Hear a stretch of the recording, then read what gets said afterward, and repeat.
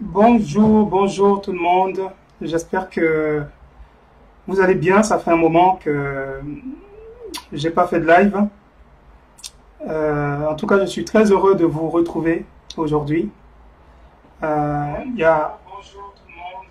J'espère que vous allez bien. Super. Donc, au niveau du son, c'est parfait et aussi l'image.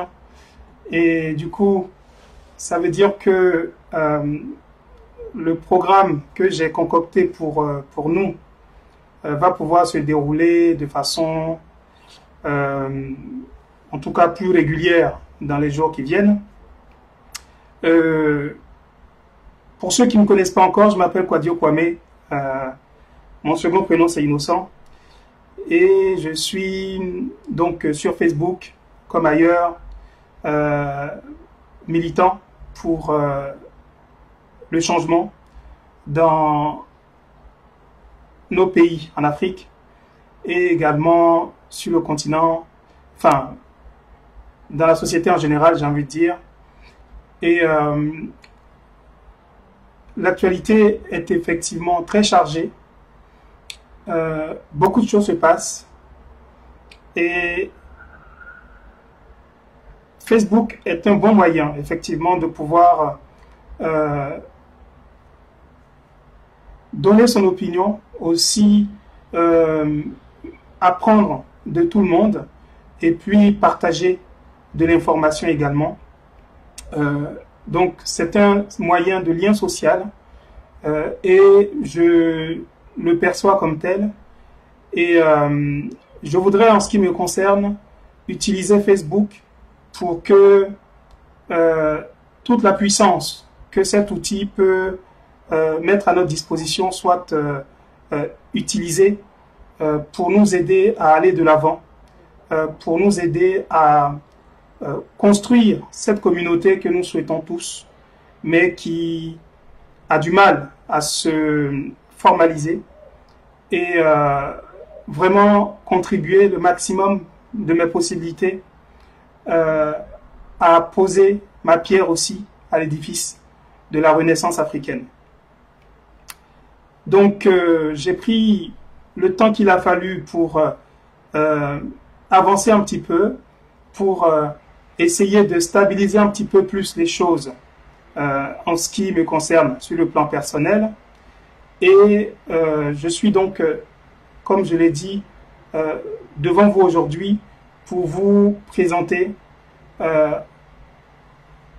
ce qu'on va faire, ce que je vais faire ces mois qui viennent, notamment à travers ce compte-ci et à travers d'autres initiatives que j'ai eu à prendre depuis un moment déjà, que j'ai annoncé sur Facebook et sur ce compte-là en particulier. Des initiatives qui ont été annoncées et qui ont eu le temps d'être développées et qui ont aujourd'hui atteint un niveau de maturité qui m'autorise à venir justement vous le présenter et surtout de façon active, de façon à ce que nous puissions agir ensemble. C'est vraiment le maître mot, faire en sorte que nous puissions agir ensemble. Donc, ma préoccupation, ça a été de créer un cadre et dans les mois qui viennent, nous allons nous employer à utiliser Facebook pour d'autres choses que la musique, pour d'autres choses que le divertissement, pour d'autres choses que parler simplement de politique, parler de sujets sociaux qui sont bien sûr très très importants, mais aussi il faut que nous puissions utiliser ces temps d'antenne, ces temps de disponibilité que nous avons, eh bien, pour travailler ensemble. Et c'est ce que je vous propose de faire à travers un certain nombre d'initiatives que j'ai eu à porter à maturité, comme je l'ai dit. Et donc, j'ai travaillé sur un concept d'émission qui s'appelle le Parlement social panafricain. C'est une émission qui va nous permettre effectivement de parcourir de façon hebdomadaire l'actualité des réseaux sociaux, l'actualité africaine, l'actualité internationale, et que nous puissions exprimer nos opinions et à travers aussi le média Afropolitis, diffuser à un public beaucoup plus large que le public que nous pouvons trouver sur Facebook et sur les réseaux sociaux en général. Ma démarche, vous la connaissez, ça fait plusieurs fois que je fais des lives ici pour vous expliquer le travail que je me suis donné de façon libre, de façon autonome. Et aujourd'hui, je suis convaincu d'une chose, c'est que nous sommes responsables de notre devenir et nous sommes les acteurs, les premiers acteurs du changement que nous souhaitons voir advenir dans la société que nous habitons. Et je pense que le changement est aux mains de chaque personne, est aux mains de tous.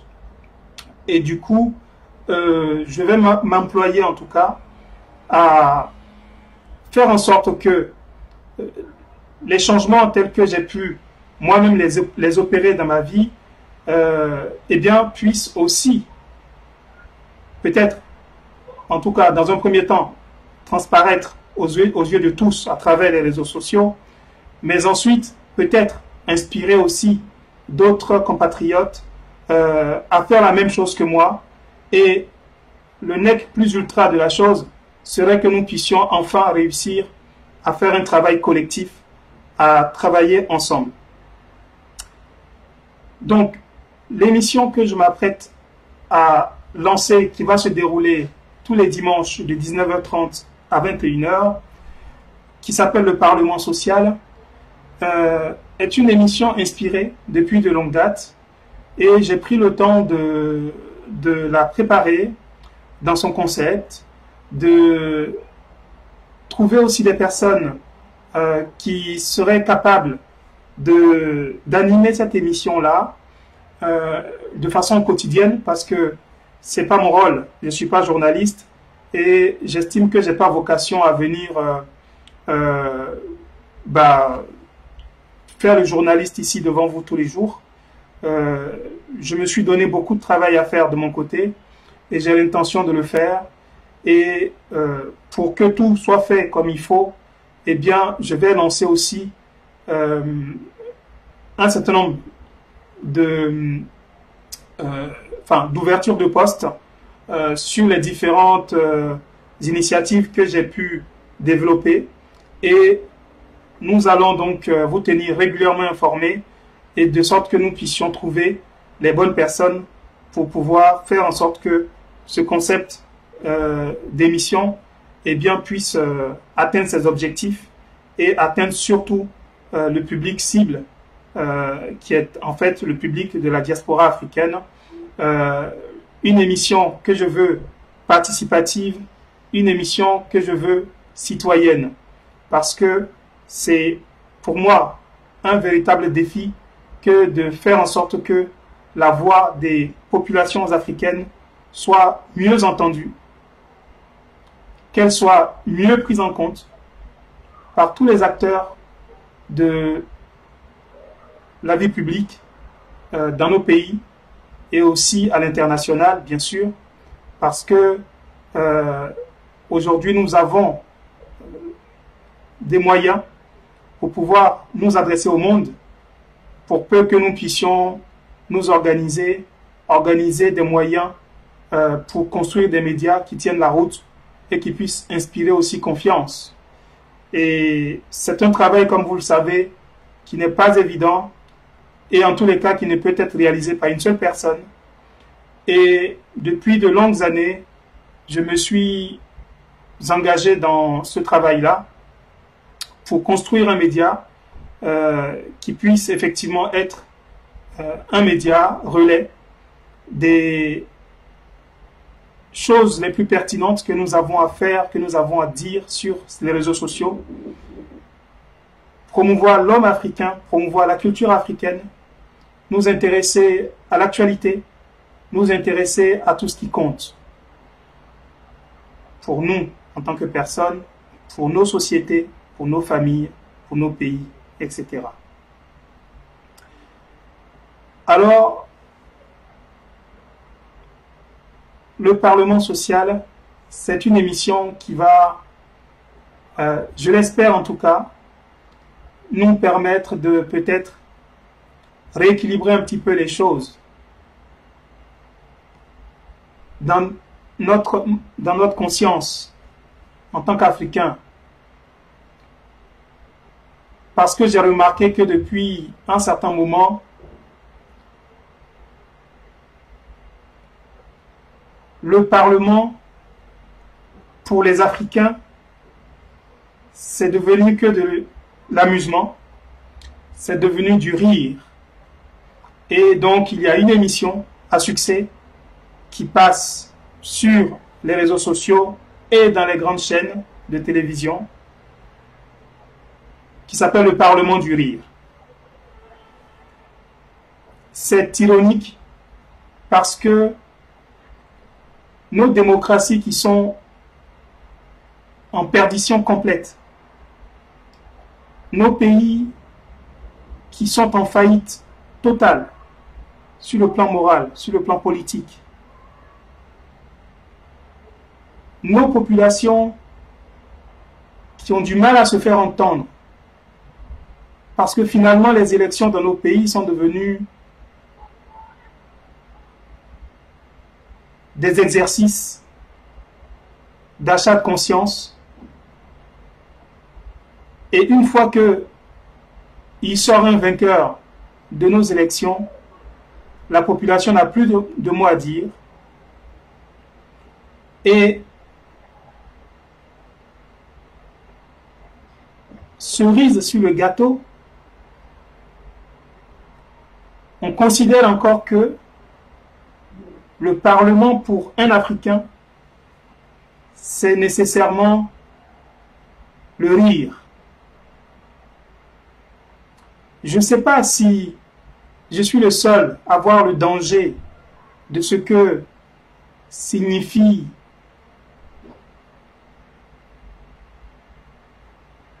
une telle initiative dans la conscience des gens.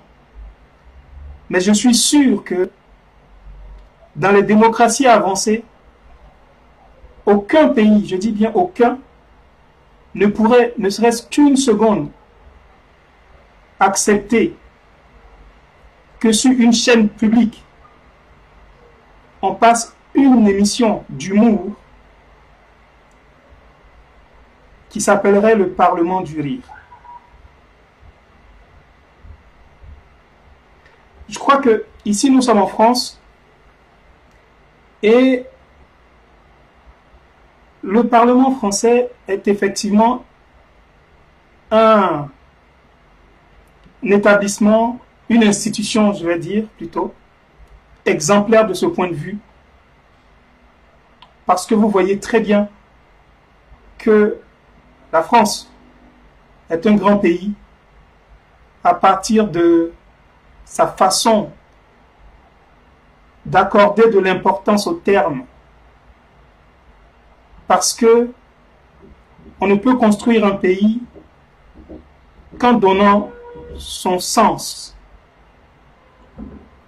aux mots qui incarnent ou qui sont censés incarner nos institutions.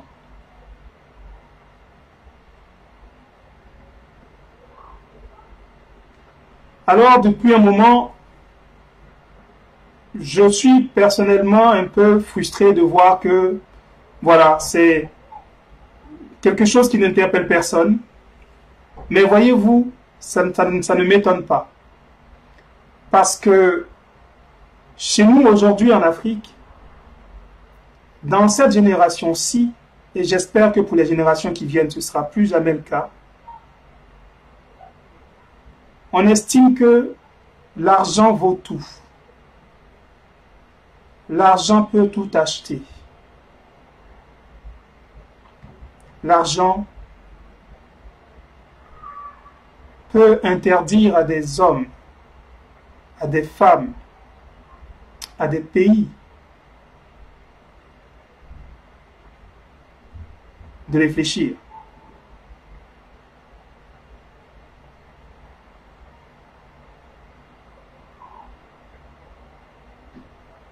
De construire un avenir qui est conforme aux aspirations des concitoyens. Parce qu'aujourd'hui, on estime que tout en politique est question d'argent.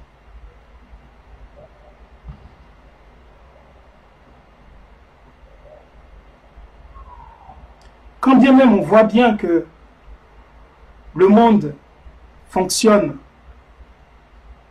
le monde marche sur les principes,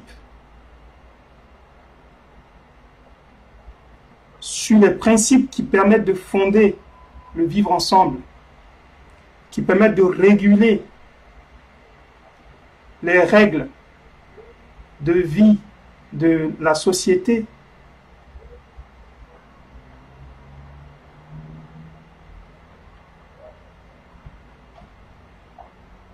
En Afrique,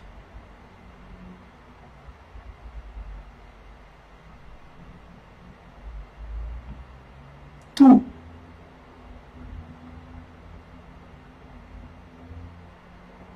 est réduit à la valeur zéro.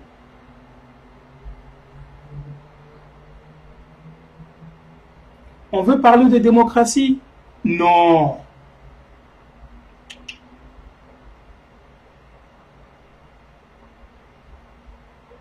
Celui qui est capable d'acheter les voix, c'est lui qui doit décider sans rendre compte à aucun moment à personne sur les 50, 60, 100 années à venir.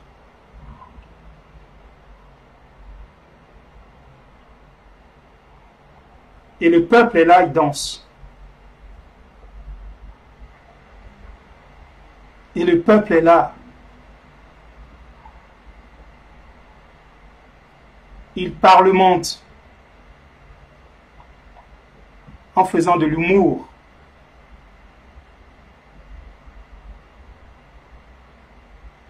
Il fait le parlement du rire. Là où les autres font le parlement comme quelque chose de grave, comme quelque chose de très important, comme quelque chose pour laquelle des hommes et des femmes se sont battus, ont perdu leur vie pour avoir droit de siéger, de participer aux décisions qui touchent à leur vie.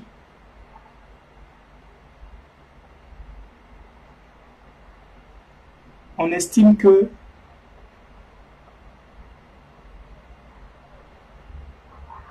pour nos sociétés, nous devons rire devant des notions comme le Parlement.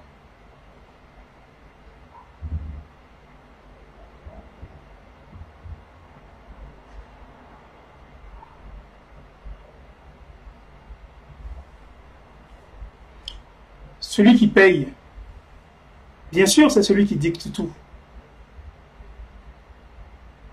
Et quand on a faim, bien sûr qu'on n'a pas le choix, on est obligé d'aller.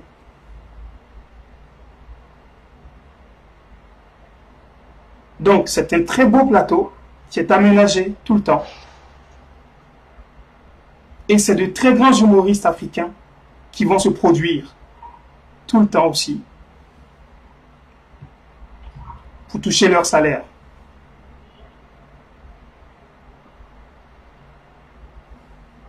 Voyez-vous l'ironie de la chose?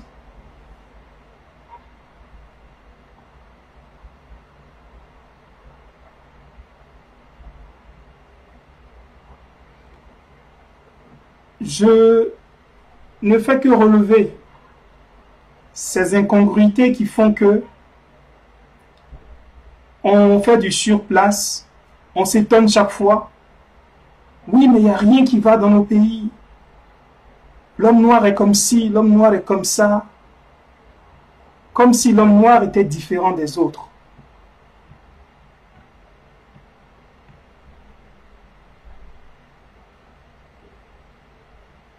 Qui, en ce bas monde, va être responsable pour nous, à notre place?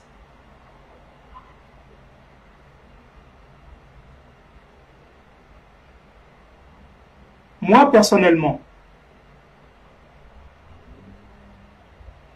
si j'avais été le plus grand humoriste, j'aurais pas été capable d'aller jouer dans une émission qui s'appelle le Parlement du Rire, parce que je sais ce que ça représente pour nos sociétés en perdition.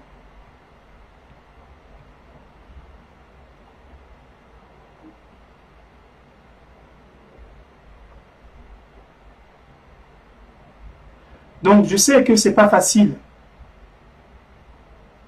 de faire évoluer les mentalités. On ne peut pas leur jeter la pierre non plus, parce qu'ils ont des familles à nourrir. C'est toute une équipe qui travaille derrière. Mais est-ce que parce qu'on finance une émission, on est forcément obligé d'imposer un titre à l'émission? Peut-être que c'est les plus grands marketeurs du monde qui ont choisi ça. Peut-être.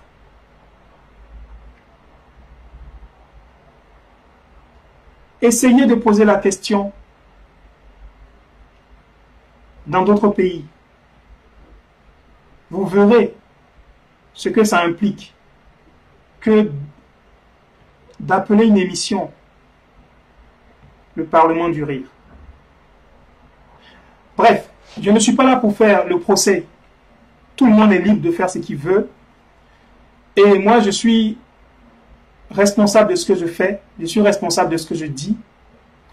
Et j'ai choisi d'utiliser mon temps de vie pour travailler sur des projets qui me tiennent à cœur. Ceux qui veulent continuer de se comporter, de vivre comme ils ont toujours vécu, c'est très bien aussi. Mais je prends la parole aujourd'hui pour donner une autre perspective au mot Parlement. Et c'est pour ça que je veux produire une émission qui va s'appeler le Parlement social panafricain. Comme vous le savez depuis de nombreuses années déjà, je passe mon temps à parcourir tous les réseaux sociaux, toute l'actualité, à relayer vos posts, à liker vos posts, à encourager, à remercier quand c'est vraiment pertinent et que ça me permet de m'enrichir. Donc, je sais que nous sommes capables de produire du contenu de qualité. Et c'est pour ça que depuis 2015, l'année 2015, j'ai patiemment travaillé sur le média Afropolitis pour relayer vos posts, pour relayer vos vidéos, pour relayer vos articles les plus pertinents à travers un média qui peut au moins avoir l'avantage de toucher un public plus large que vos cercles limités d'amis.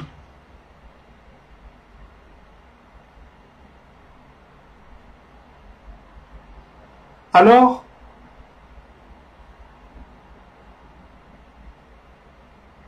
vous avez répondu présent. Vous avez, par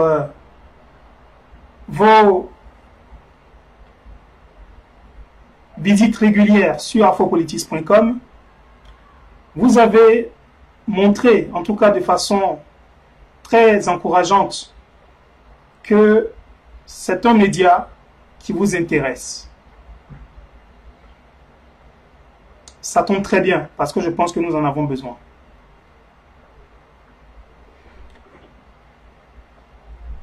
Je cherche à mettre en place une équipe de professionnels pour pouvoir développer ce média, pour en faire un outil professionnel, un outil qui permet de faire un travail de pro. Je ne peux pas le dire autrement. Comme je vous l'ai dit,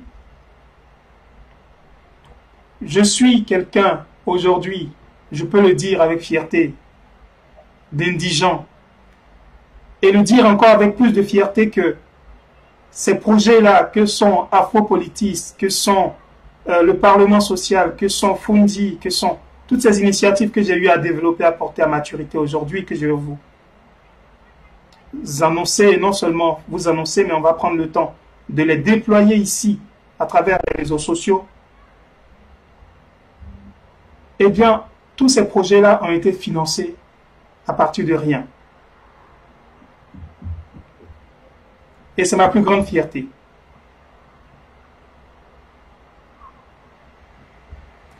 Mais je veux faire du travail de qualité. Je veux que nous puissions montrer au monde que nous aussi, nous sommes capables d'être rigoureux dans les projets que nous portons. C'est l'objectif et le défi que je me suis donné. Et donc, je vais vous inviter, pour ceux qui sont intéressés, bien sûr, à nous suivre. Et aussi, bien sûr, on va venir vers vous. Je vais faire des interventions, des lives. Ce ne sera pas pour chanter, ce ne sera pas pour danser, mais ce sera pour travailler. Pour réfléchir ensemble. Pour construire ensemble. Les réseaux sociaux peuvent nous servir aussi à ça. Et je vois aussi tellement d'autres communautés qui sont exemplaires en cette matière, qui se servent des réseaux sociaux pour pouvoir créer de la valeur, créer de la richesse, faire que les populations puissent trouver des solutions concrètes pour leur vie de tous les jours. Trouver les voies et moyens de leur liberté financière, leur liberté économique. Faire en sorte aussi que nous puissions être non pas seulement des consommateurs, mais que nous puissions être aussi des créateurs. C'est un enjeu fondamental pour nous.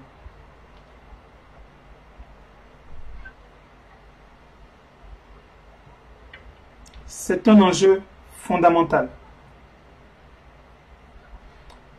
Et vous savez pourquoi?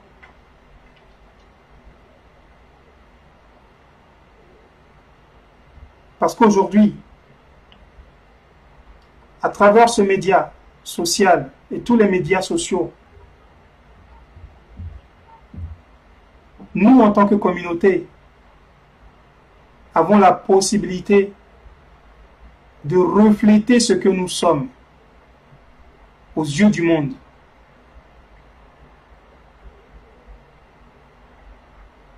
C'est un privilège.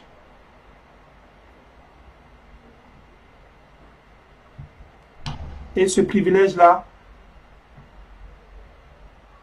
à mon échelle en tout cas, je vais faire en sorte qu'il puisse produire quelque chose de positif pour ma communauté, et pour la société en général.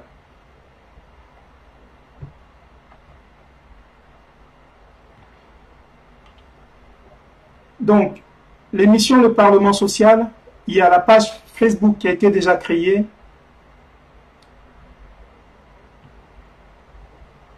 Et le principe de cette émission-là, c'est justement de pouvoir, de façon participative, chaque semaine, chaque dimanche en particulier, de 19h30 à 21h, parler de l'actualité des réseaux sociaux, l'actualité africaine en général, relever les actualités les plus pertinentes des uns et des autres et aménager un créneau aussi pour que n'importe qui souhaite s'exprimer sur ces sujets-là qui seront abordés puisse le faire.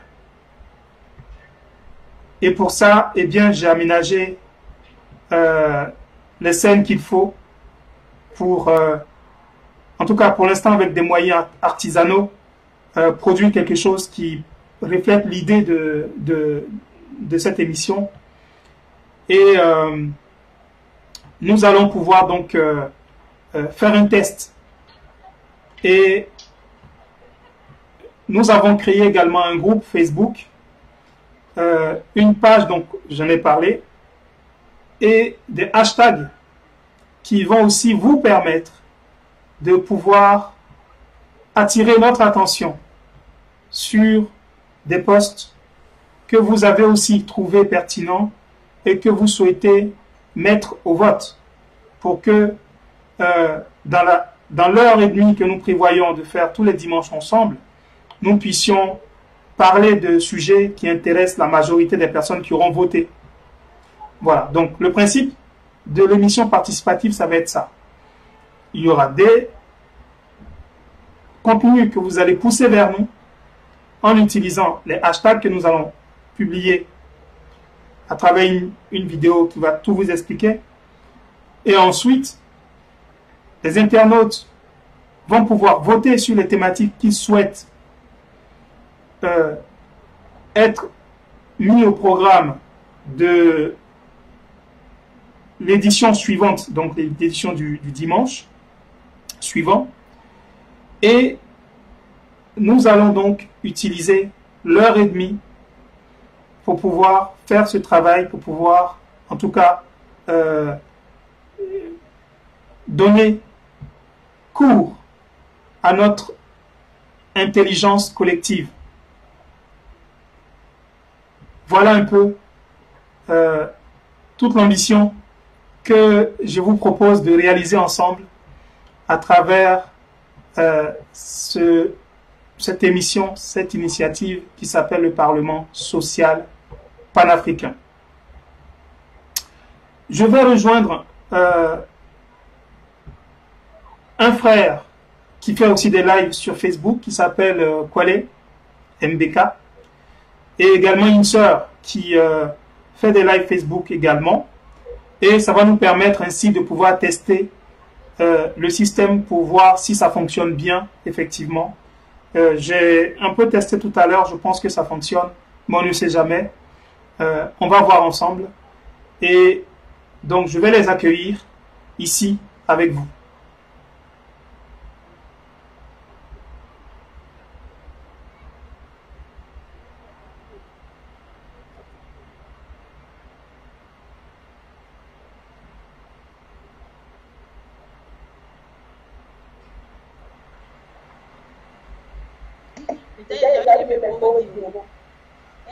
Hello.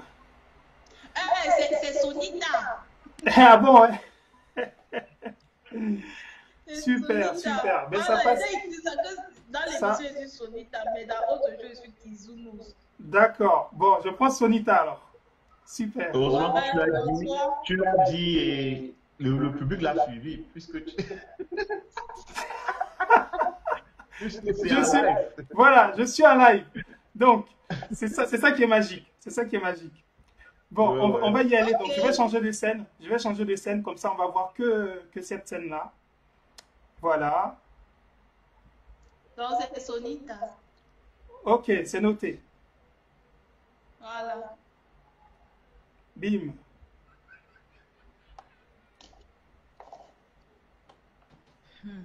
Vous pouvez vérifier si ça marche comme il faut, si on est bien... Si on est bien en direct. Ouais, tous les trois. C'est pas le live. Attends, je vais sur mon mur. Hop. Je suis pas sur le bon compte. C'est bon, on nous voit? Si vous pouvez...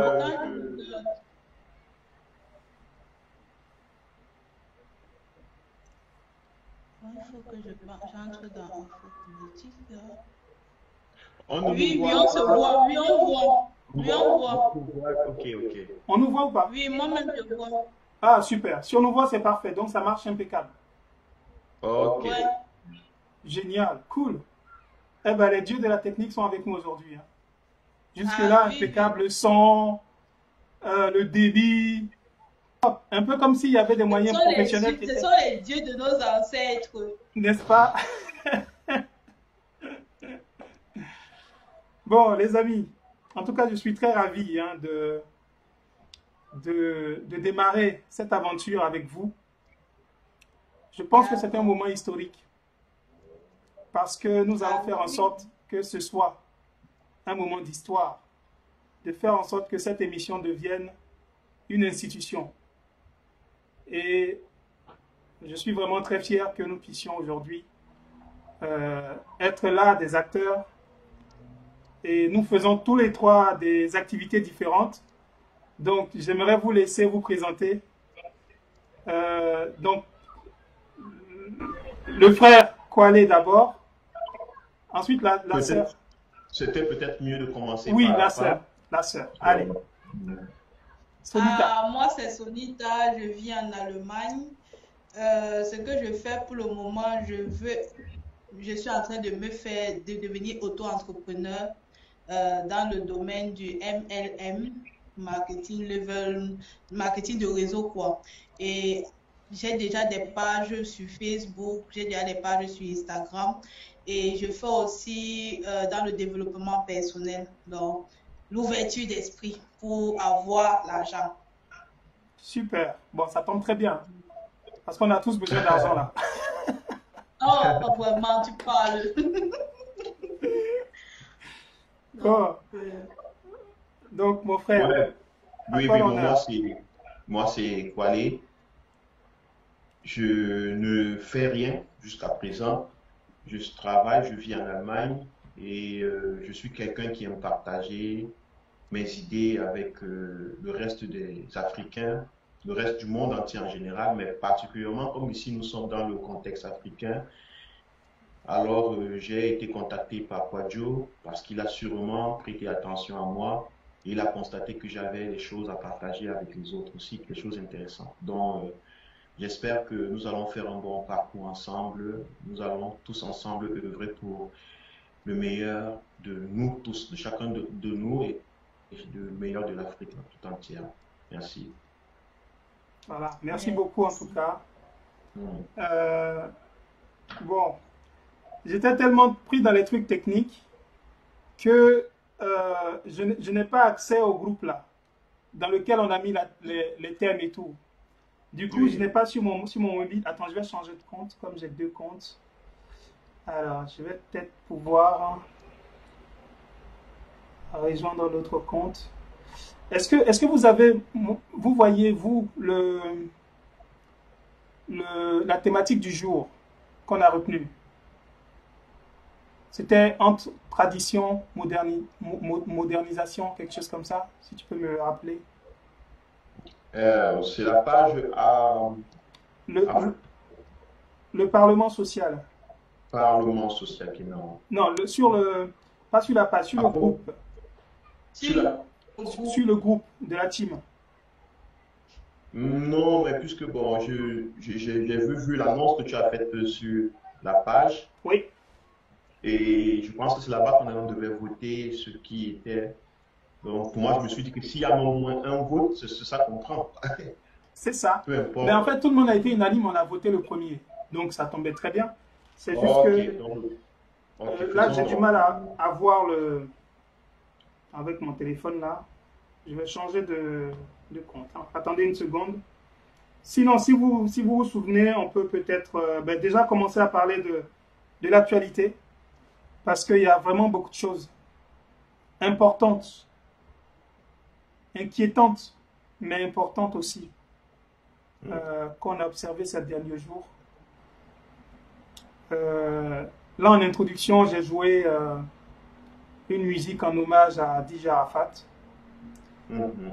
Euh, je sais que c'est un artiste qui était très populaire et qui, à travers les réseaux sociaux, justement, a pu transformer cet espace en un espace pour se révéler au monde d'une façon originale, d'une façon unique, authentique.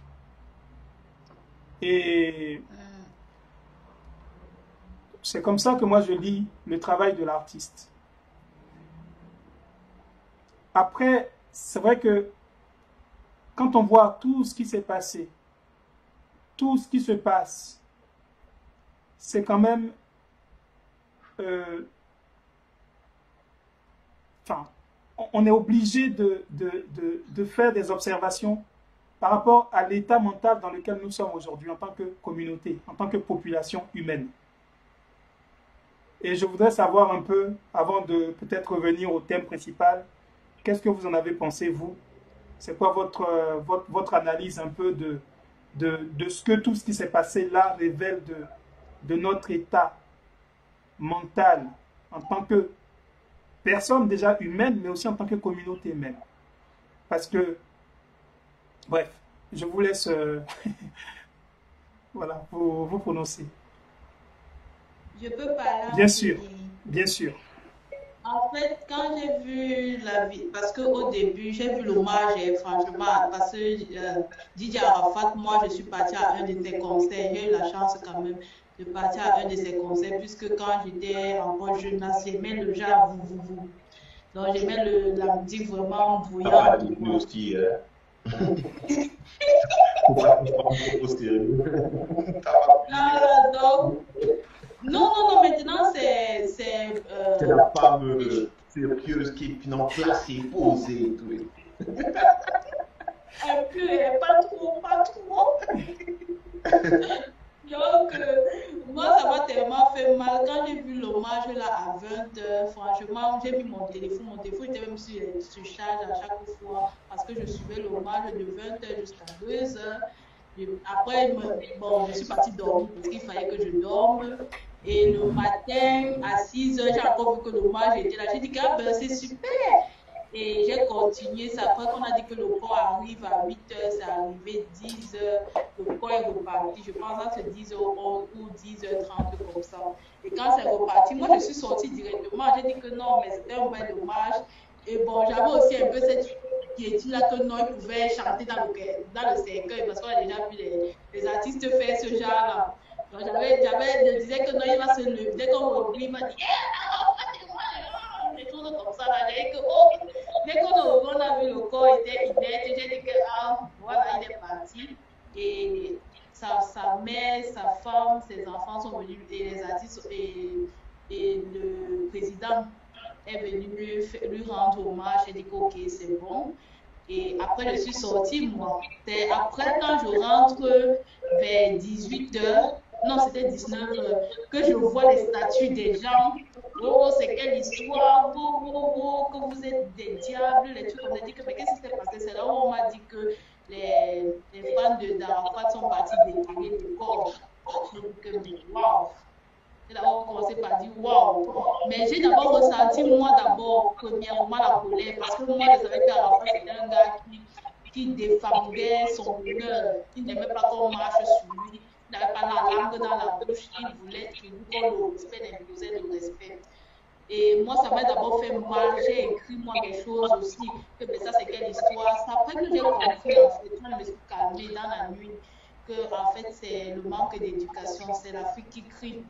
Parce que si ces enfants qui ont déterré été un peu éduqués, ils ne devaient pas faire ça, ils devaient comprendre que c'est un devoir moral de ne pas aller déterrer le corps de quelqu'un. Donc, je pense que c'est le manque d'éducation,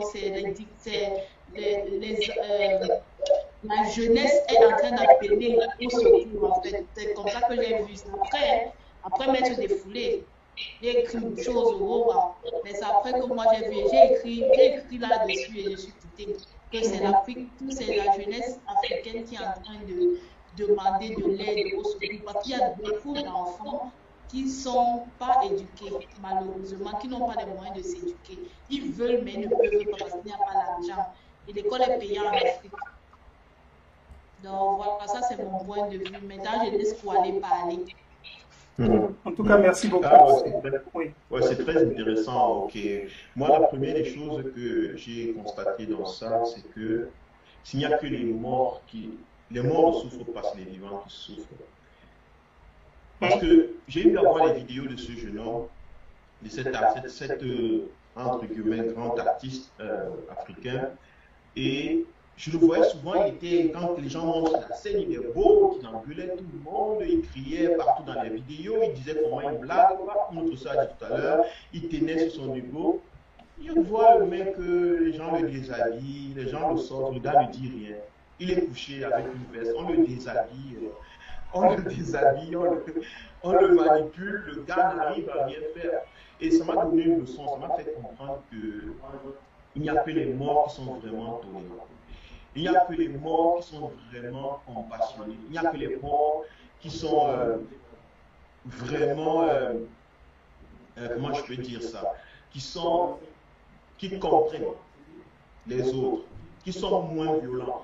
En fait, il n'y a que les morts qui peuvent vraiment appliquer la philosophie de Gandhi, la philosophie de la mort. Vous avez vu hier, il n'a rien fait. Il n'a finalement rien fait. Il n'a pas défendu son ego, il n'a pas défendu son image.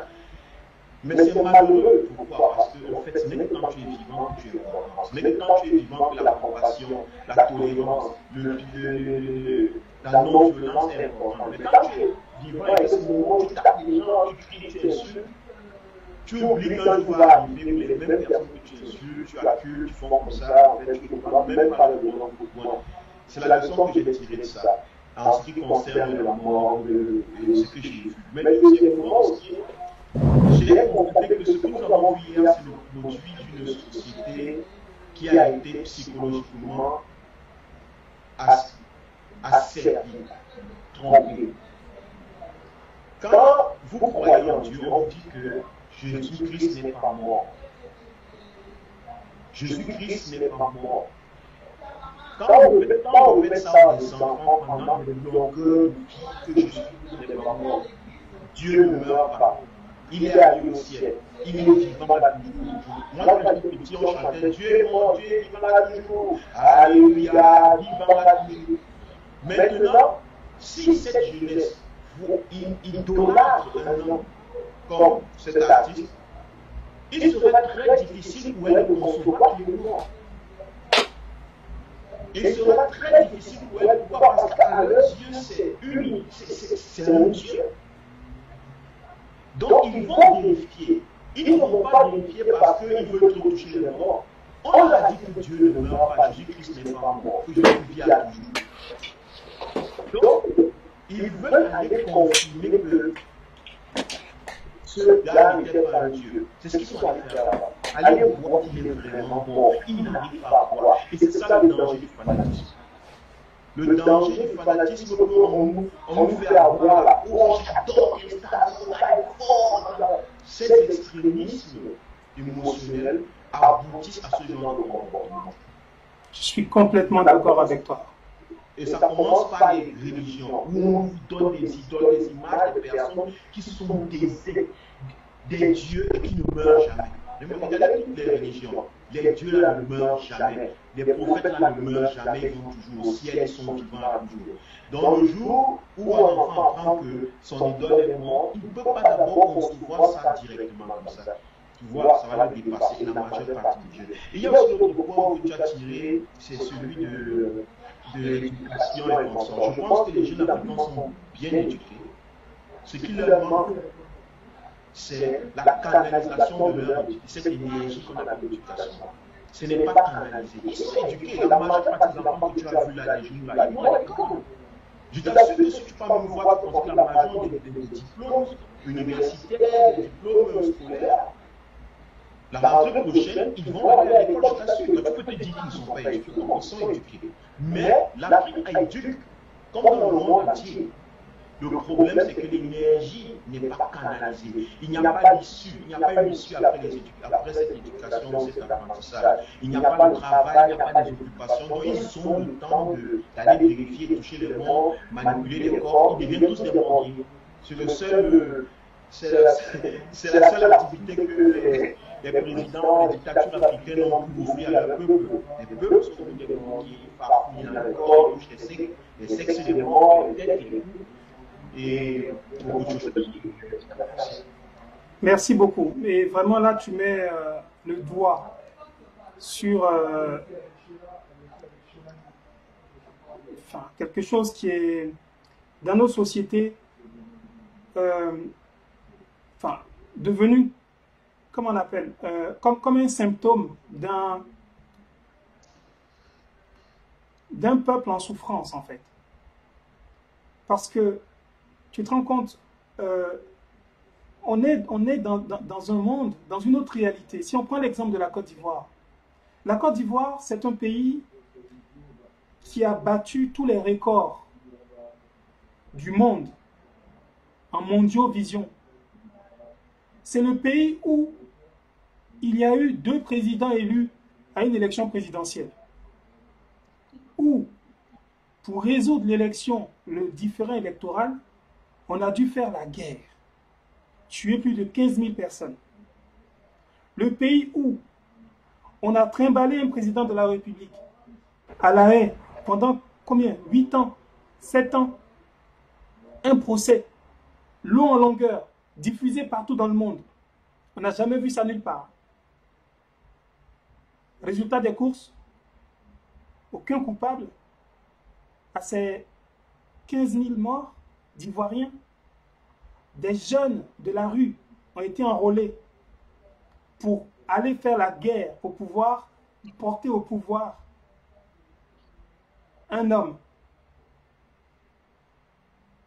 À l'issue de ça, il n'y a eu aucun acte national de poser pour permettre aux gens de dépasser un peu ce traumatisme-là que forcément on subit en période de guerre. En période de guerre, on voit tellement d'atrocités.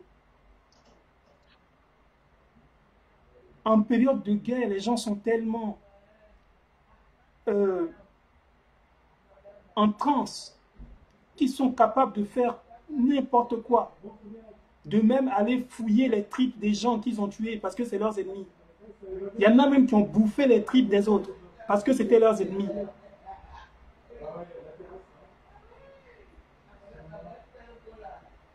Et avec ça, on dirige le pays, on dit il n'y a rien, tout va bien.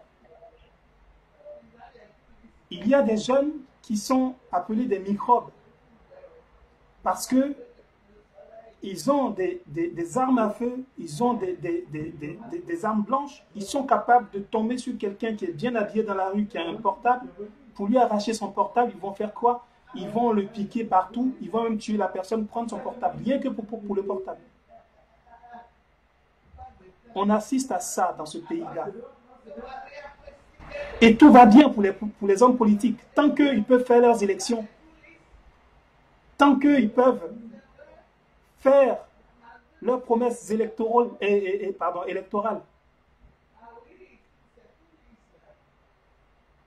Voilà un peu ce que, en fait, moi quand je vois ce qui s'est passé et ce qui se passe avec le fait que un événement comme ça, bien sûr c'était un artiste populaire, bien sûr que c'est normal que tout le monde soit ému. Mais vous avez remarqué que depuis, quand sur tous les réseaux sociaux africains, il n'y a que ça comme sujet pour faire le buzz. C'est-à-dire que quoi? C'est le même sujet que nous sommes en train de traiter là, le Parlement du rire. c'est exactement la même chose. Pourquoi? Parce que si tu veux intéresser un peuple, si tu veux t'intéresser à un peuple, regarde ce sur quoi il porte son attention. Je crois qu'il y a le président de l'Union européenne qui est parti aux funérailles de Didier Arafat. Il y a eu des dignitaires qui sont partis aux funérailles de Didier Arafat. Oui ou non? D'après ce que j'ai cru voir. Des gens importants qui sont allés. Oui. Oui.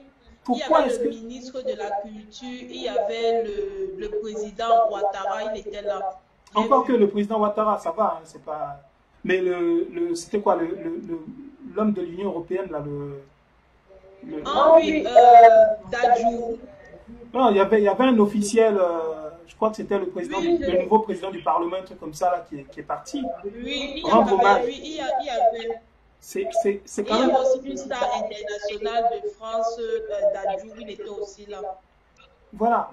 Mais quand tu vois que même le monde politique s'en mêle, pardon, c'est que ça veut dire que c'est vraiment la chose pour nous intéresser, nous Africains, c'est la chose. C'est là où il faut nous trouver. On pourra parler de développement, de l'agriculture, on peut parler de technologie, on peut parler de tout. Pour des peuples tels que nous sommes aujourd'hui, hein, on a tellement de sujets qui peuvent nous mobiliser. Mais pour nous trouver, il faut nous retrouver là où on fait de l'humour. Et là, si tu veux parler des choses de politique, c'est là où tu vas nous trouver. Si tu veux retrouver des acteurs politiques africains avec qui discuter, tu vas prendre des artistes africains qui vont venir discuter avec toi. La preuve, Angélique Kidjo, elle était au G7 pour parler de sujets politiques et pourtant elle n'est pas politique. Donc, c'est tout ça pour dire que nous sommes tous responsables en fait. Ce n'est pas qu'une question d'éducation de la jeunesse et tout ça. Nous sommes tous responsables parce que on veut faire le buzz.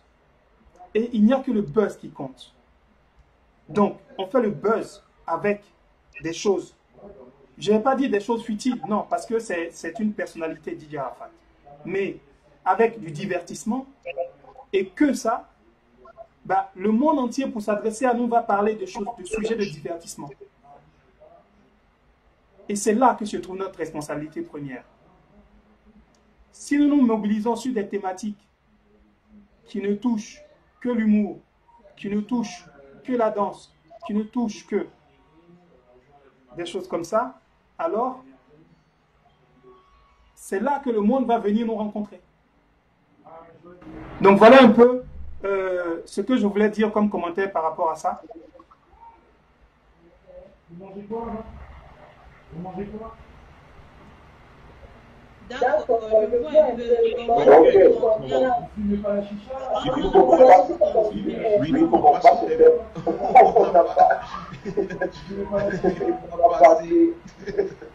Alors finalement oui, notre thématique du jour.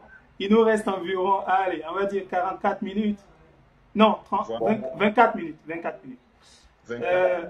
Voilà, notre sujet du jour, on va y revenir. Vraiment, je suis de tout cœur avec le peuple ivoirien pour la perte de Didier Arafat, bien sûr. Et je pense que la meilleure façon... Parce que c'était une star vraiment internationale. Ah oui. Oui. C'est le peuple africain, en fait. Donc, oui, effectivement, c'est un sujet qui est important pour en tout cas, le showbiz africain.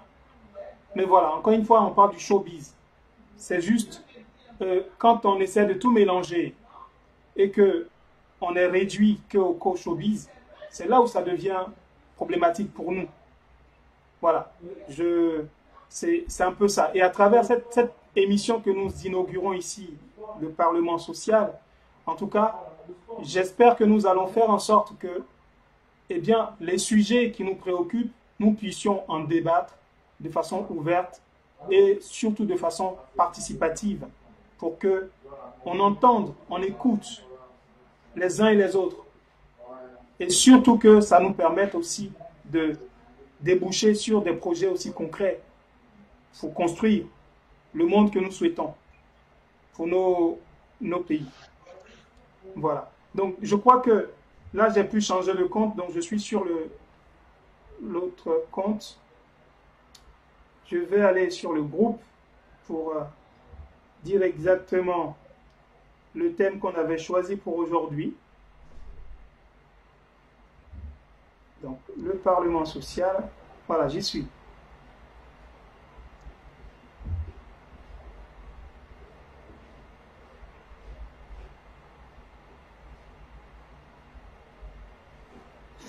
Alors, le partage et la solidarité en Afrique, entre tradition et occidentalisation. C'était le sujet qu'on a.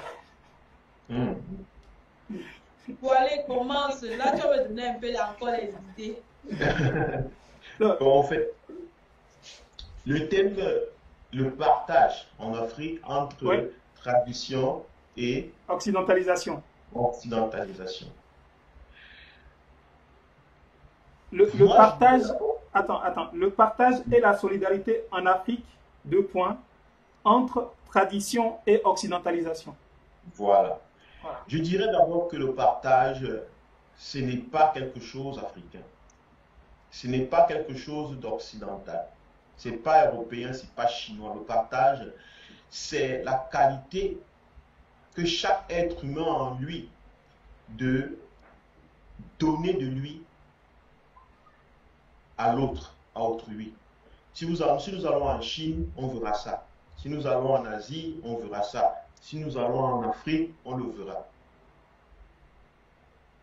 Donc, à mon avis, ce n'est pas d'abord quelque chose d'africain. Ça ne l'est pas du tout. Le problème, parce que si la thématique est posée, le problème vient du fait que on constate dans la communauté africaine que les gens ne partagent pas. Les Africains ne partagent pas entre eux. Voilà, on lève la problématique. Mais quand moi j'observe, je dis c'est faux. Les Africains sont les meilleurs partageurs du monde. Il n'y a pas un peuple qui partage. Ça se voit, regardez un peu nos richesses, sont partagées. L'hospitalité africaine. Nous sommes l'exemple du partage. N'importe qui vient chez nous et il est accueilli. On ouvre les restaurants, on ouvre les palais du congrès, les palais d'unité, on ouvre les palais présidentiels pour les accueillir et partager avec eux allègrement les richesses du pays. Donc, moi, cette idée erronée de dire « Oh, les Africains ne partagent pas », c'est faux. Le problème se trouve que les Africains partagent inconsciemment. Ils ne sont pas dans la pleine conscience quand ils partagent, c'est tout. Le problème se trouve dans la pleine conscience de l'Africain au moment du partage. L'Africain partage parce qu'on lui a dit qu'il est né pour partager. Ce n'est pas parce qu'il a compris comment on partage. Quel est le processus, l'art de partager. Il y a une science que l'Africain a perdue. L'Afrique d'attente a toujours été puissante. Elle a toujours été riche. Les peuples quittaient du monde entier dans les autres coins pour venir en Afrique. Parce que l'Afrique partageait le savoir. Donc, le problème, ce n'est pas que l'Afrique ne partage pas, c'est qu'elle a perdu la conscience dans le partage. Et je peux me rappeler, moi dans mon enfance, mes parents nous ont mis 7 enfants au monde. Mon papa, avec un salaire je peux estimer à 150 000 francs CFA. 7 enfants dans la ville de Yaoundé, et il fallait nourrir ces enfants, il fallait les envoyer à l'école, il fallait donner à manger, il fallait les boire, les vêtir, et il fallait aussi les entretenir pour qu'ils soient épanouis. Avec 150 000 francs, est-ce que c'était possible? Alors, dans la maison, quand on avait de quoi manger, même si on voulait partager, on bagarrait. Ça veut dire que, puisque c'était peu, c'était tellement peu par rapport à le nombre que nous étions. Alors pour partager, on nous disait qu'il faut partager, il faut partager. Il faut donner à ton frère, donne à ton frère. Mais vous ne mangez pas dans la même assiette. Pardon? Vous ne mangez pas dans la même assiette. Dans la même assiette. Ah oui. Dans la même assiette. Oui. Mais c'est tellement petit que tu ressens comment l'autre se dit, si je ne fais pas vite plus que l'autre, je ne vais pas m'en sortir. C'est là que tu vois la différence entre la dimension de la paume des uns et des autres. Parce qu'il y a des gens qui ont des paumes plus larges que d'autres. Voilà. Et les gens on appelle ça des bouches frigo. Tu vois quelqu'un qui te prend un couscous chaud et il avale directement sans se brûler. Et toi qui as un peu des papilles gustatives plus sensibles ou bien la mode, tu avais de la lenteur dans les choses. Donc pour moi, c'est... Parfois, tu allais chez une tante, tu recevais un peu d'argent là-bas, 500 francs. Tu savais quand tu vas rentrer à la maison, tu vas partager ça, diviser ça par 10. 500 francs divisé par 10 font combien? Ça fait 50 par personne. 50 achetais un beignet. Un beignet ne te rassasiait pas. Mais quand tu arrives à la maison, tu donnais un beignet à tout le monde, 50-50 à tout le monde. Tout le monde s'achetait un beignet, mais personne n'était rassasié. Qu'est-ce qu'ils ont fait? Ça ne rendait pas la joie dans la maison. Parce que le problème de l'homme, ce n'est pas si tu lui as donné un beignet, le problème c'est est-ce qu'il est rassasié? Parce que l'homme commence à fonctionner normalement quand il est rassasié, quand il est à l'aise, quand il est dans la satiété. Il ne fonctionne pas parce que tu lui as donné un beignet. Sinon, les enfants d'Éthiopie, qu'on nous montrait là, ils buvaient des bouillies. Mais est-ce qu'ils étaient des êtres humains qui fonctionnaient normalement? Non. Mais on nous a appris que le partage, c'est quelque chose qu'il suffit de donner aux gens. Il suffit d'apprendre à donner ce que tu as. Non. Pour moi, le problème est venu où on n'a pas fait comprendre aux Africains que le partage n'est que possible quand la richesse est créée. On ne peut que partager ce qu'on a. Même quand les gens venaient en Égypte ou bien dans les civilisations africaines d'antan, c'est parce que cette civilisation avait créé de la richesse, que ce soit la richesse intellectuelle, que ce soit de la richesse mystique, que ce soit la richesse spirituelle, que ce soit... Ils avaient de la richesse. Et c'est là-bas qu'est née cette étude de partage, parce que le partage n'était pas quelque chose qu'on t'obligeait à faire. Tellement tu es riche que ça se déverse sur les autres qui sont pauvres sans que tu ne te rendes compte. Le vrai partage pour moi, c'est ça. C'est quand tu n'es plus conscient, quand il n'y a plus un ego qui dit je partage. Non. C'est quand ça déborde, comme un verre qui est plein et qui déborde toute sa table. Et je pense que l'Afrique devrait aller dans cette direction. L'Afrique devrait reprendre cette direction, la capacité qu'elle avait d'attendre de créer des richesses, la capacité qu'elle avait d'attendre de créer la capacité de partage. Aujourd'hui, on nous a tout retiré et on demande de partager. C'est pour ça que personne n'est content. C'est pour cela qu'entre nous, chacun un petit 5 €, 10 €, mais si je te donne mes 10 € et ce n'est que tout ce que j'ai, même si je te donne, je vais t'attraper au cou, tout le temps je vais t'appeler pour te dire. Garçon les 10 € là, parce que moi je compte sur ça pour manger demain, tu vois. Je t'ai partagé, mais je t'en veux toute ma vie. Et j'attends le moment où tu vas me rembourser parce que ma vie en dépend. Voilà, vous voyez un peu. Donc, pour moi, c'est ça. Le partage a toujours été, mais il a été mal fait. Il a été mal conçu. Il a été quelque part modifié. On nous a déroutés dans la conception du partage. C'est resté juste un slogan comme un truc de l'église, partage, partage, partage. Mais on n'a pas compris comment on partage. Et les églises ont participé aussi beaucoup à ça. Donc, ce que je voulais dire. Merci, Kwale. Vraiment, ce que tu as dit, c'est vrai. Je trouve que c'est vraiment vrai parce que si tu n'as pas, si c'est que toi-même, tu n'arrives pas à te sauver, comment toi, tu vas sauver l'autre? Si tu n'as pas, comment tu vas donner ça à un autre? Le partage doit d'abord commencer par soi-même. Si tu arrives d'abord à partager avec toi-même ce que tu as, maintenant, si vraiment ton esprit est vraiment plein de bonté, tu vas pouvoir maintenant donner ça à une autre personne pour que la personne aussi se développe. Ensuite, de suite. Mais d'abord, on va dire que c'est égoïste. On va dire que oh, je suis égoïste, oh, j'ai fait ceci. Ce n'est pas de l'égoïsme. C'est plutôt parce que quand tu vas donner, si par exemple je viens comme ça là, je prête 10 euros à Kwale, et puis maintenant après je n'arrive pas à manger, je vais faire quoi la suivi maintenant? Comme les gens disent souvent, les Camerounais, les Africains, eux ils aiment souvent dire que oh, tu te demandes que c'est comment je suivis. On a tellement dit ça qu'on est vraiment dans cette suivi là en fait. Donc on donne, même quand on n'a pas, on donne. Oh, ce n'est pas ça le passage.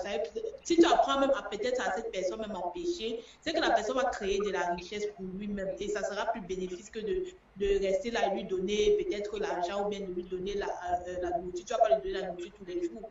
Non. Il faut développer peut-être son esprit pour pouvoir créer de la richesse. Il faut développer son esprit pour pouvoir être entrepreneur dans la vie. Et avec ça, lui il va aussi, quand il va connaître, quand il va avoir déjà eu quand il va pouvoir déjà manger en fait à sa faim, il sera rassasié. Il va maintenant aider les autres, ses frères, ses amis, à pouvoir créer de la richesse. Et c'est ça en fait. En fait, je voulais ajouter quelque chose pour... Oui, vas-y. Peut-être si c'est possible. Bien sûr, absolument. Oui, oui. Je voulais dire que, pour moi, il n'est pas question d'être rassasié dans les termes matériels du terme. Pour moi, la satiété, c'est la satisfaction. Est-ce que je suis satisfait? Quand je suis satisfait, c'est le seul moment où je peux faire quelque chose de bien. Ça veut dire que je suis satisfait, je suis heureux, je respire, tout va bien, je suis confortable. C'est le seul moment où je peux faire quelque chose de bien à quelqu'un d'autre. Si je ne suis pas bien, tout ce que je fais sera mal. Vous allez constater ça. Moi, j'ai remarqué que les jours où j'ai les problèmes avec tous mes collègues, c'est le jour où j'ai mal dormi. Insomnie, j'ai dormi peut-être, le ventre a fait mal, j'ai mal dormi, je me lève le matin, la journée a l'air d'être la pire des journées. Oh, lundi, c'est encore lundi, oh.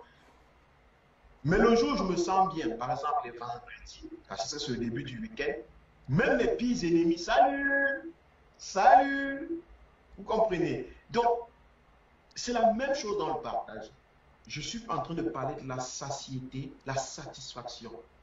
Et la satisfaction commence, en ce qui concerne le partage, ça commence par la création de ce que tu dois partager. Et pour abonder dans ton sens, pour abonder dans ton sens, effectivement, le partage, dans la tradition africaine, c'est comme dans notre ADN en fait. Parce que, effectivement, quand on est résident dans des espaces un peu plus urbains en Afrique, dans les villes par exemple, quand on vit dans les villes, on perçoit moins ce côté partage et ce que ça nous apporte en fait. Mais quand on est dans les villages, on voit mieux ce que le partage permet de faire. Franchement, moi, j'ai vécu les deux. Donc, à la fois au village, où j'ai pu vivre un peu ce que c'est que la solidarité, où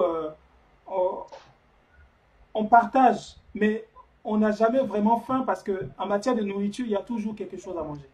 Toujours. Toujours, parce que même si il n'y a pas assez d'igname, tu vas voir que tu vas trouver une mangue, ou bien une orange, ou bien un taro à braiser au feu, ou même le matin, avant d'aller à l'école, même si tu n'as pas l'argent pour acheter un beignet, tu peux manger ton riz couché, tu te blindes le ventre, et puis tu t'en vas à l'école, et puis tu es bien. Tu vois un peu. Mais en ville, effectivement, quand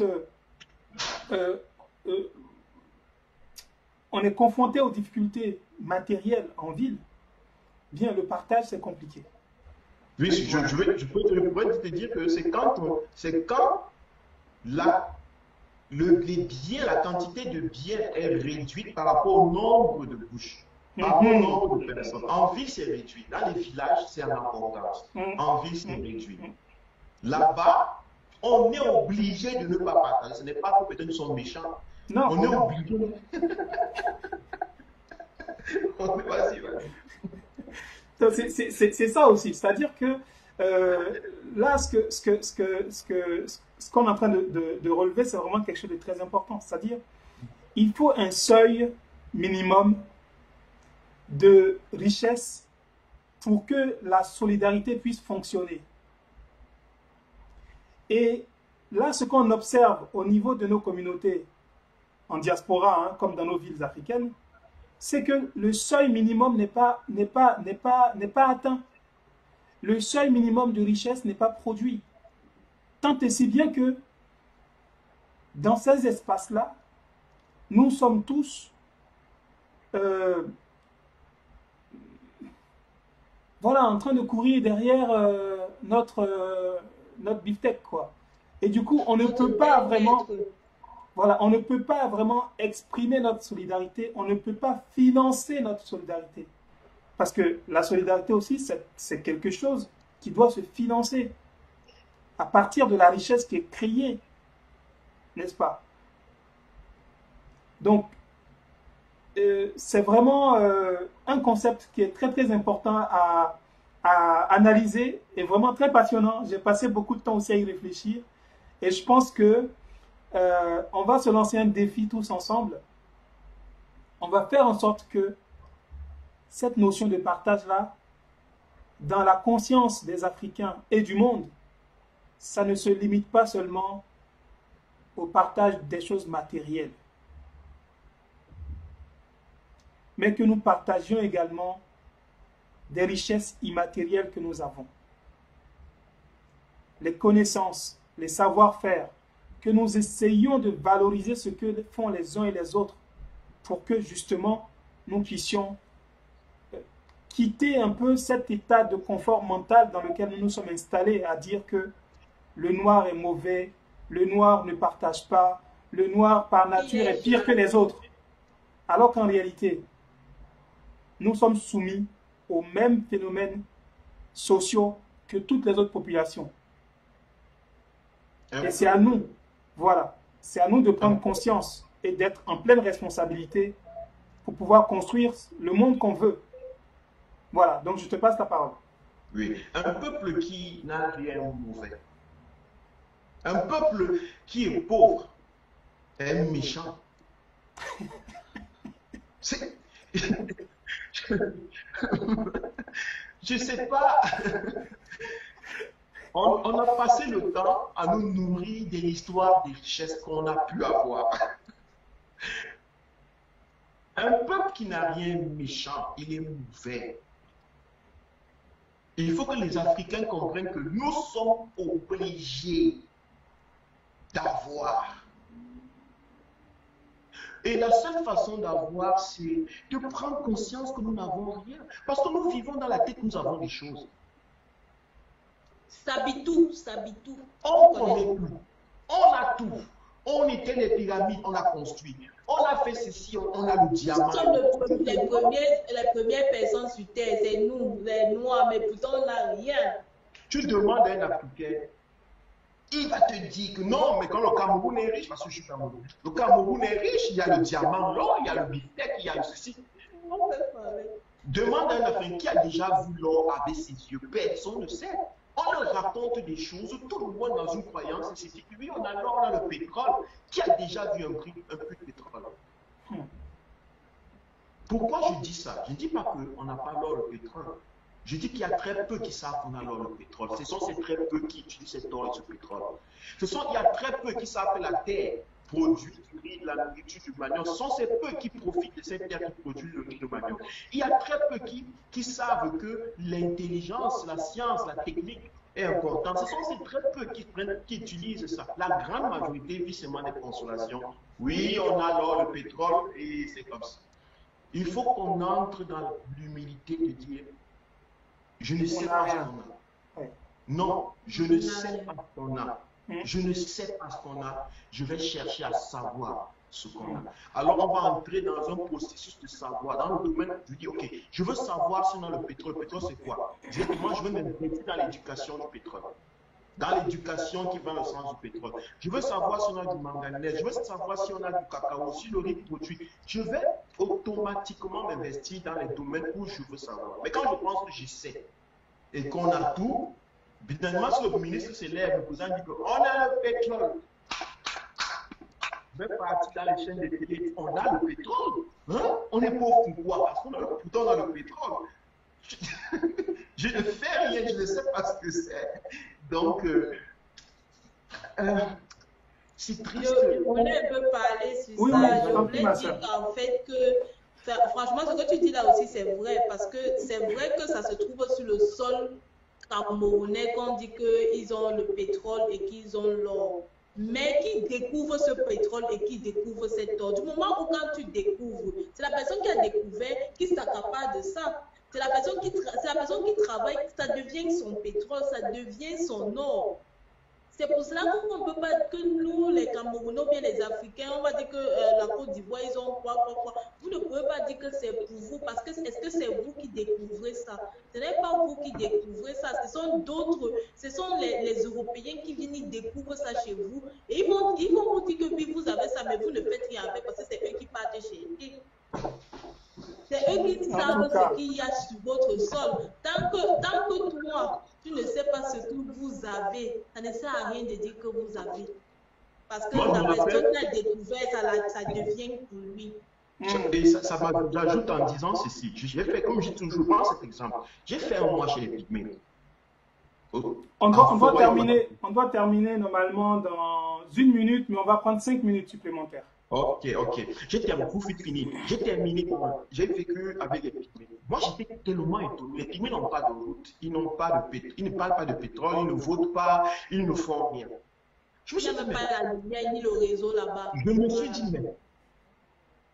Donc, on peut vivre sans savoir. Peut-être au-dessous de leur terre, il y a même un grand gisement d'un métal qu'on n'a jamais découvert dans le monde entier, qui est le métal qu'on aura besoin dans 150 000 ans. Tu vois un peu, mais ils ne sont pas conscients de ça. Les gars, ils vivent comme les animaux. C'est un peu le cas que l'Afrique se trouve. C'est un peu à ce niveau. On peut être là comme ça. Les gens pensent qu'il suffit d'être camerounais, ivoirien, machin, et être riche. Non, la richesse, c'est la prise de conscience. Et dès qu'on a pris conscience de ce que nous sommes, de notre environnement, on peut commencer à être curieux, à produire, à voir qu'est-ce que c'est et produire les richesses. Et quand on produit, nous ne partageons pas. Ça se déverse. Ça se déverse. Comme ici en Europe, avec le système social, ils produisent les richesses et puis il y a des gens qui ne travaillent même pas, qui reçoivent l'argent. Ce n'est pas toi qui dis, ok, je vais te faire cadeau. On a conscience du système qui est capable de... C'est un système. C'est un système. Voilà. Absolument. Donc, c'est ça. Merci. Absolument. Ben, en tout cas, merci beaucoup. Je pense que nos échanges ont été très, très intéressants. Il est 21 h.